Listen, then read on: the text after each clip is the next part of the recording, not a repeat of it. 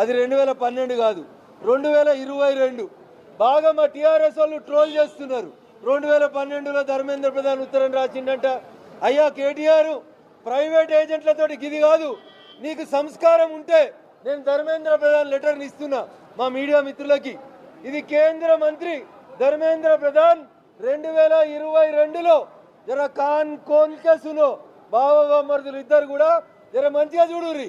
మీ నాయనకి ఉత్తరం కేంద్ర ప్రభుత్వం హెచ్సియు భూముల్ని రక్షించమని 2022లో రాసింది. ఏం చేసిరు?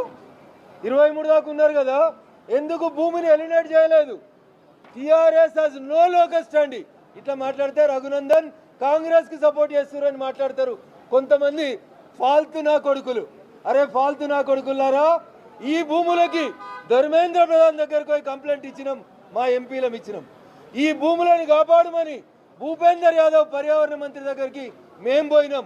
కొజ్జాగాల లెక్క కాగితాలు పట్టుకొని వచ్చి మీడియా ముందుకు వచ్చి మేం కాపాడమంటున్నాం, మేం కాపాడుతున్నాం.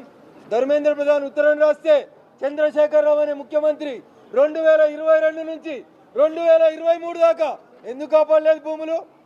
ఏముంది లోకల్ స్టాండ్ ఇవ్వాలి మీకు? వచ్చి మేము కాపాడుతానికి ప్రయత్నం చేసినాం. ఇన్ని చట్టాలు రద్దయినాయి, అన్ని చట్టాలు మొత్తం ఈ రాష్ట్రంలో భూముల్ని నాశనం చేసింది, రియాల్టర్లో కట్టుబెట్టింది. ముఖ్యమంత్రి అనే ఆఫీసుని రియల్ ఎస్టేట్ సంస్థగా మార్చింది ఎవడని ఉంటే అది టీఆర్ఎస్ పార్టీ. ఇలా మీడియా ముందుకు వచ్చి మాట్లాడుతున్నటువంటి పెద్ద మనుషులు వీళ్ళు. రఘునందన్ రావుని ట్రోల్ చేస్తారా 2012-22 అని? కేసీఆర్ కూడా 100 సార్లు మాట్లాడిండు. పగటీలు మాట్లాడినప్పుడు గట్లే మాట్లాడిండు.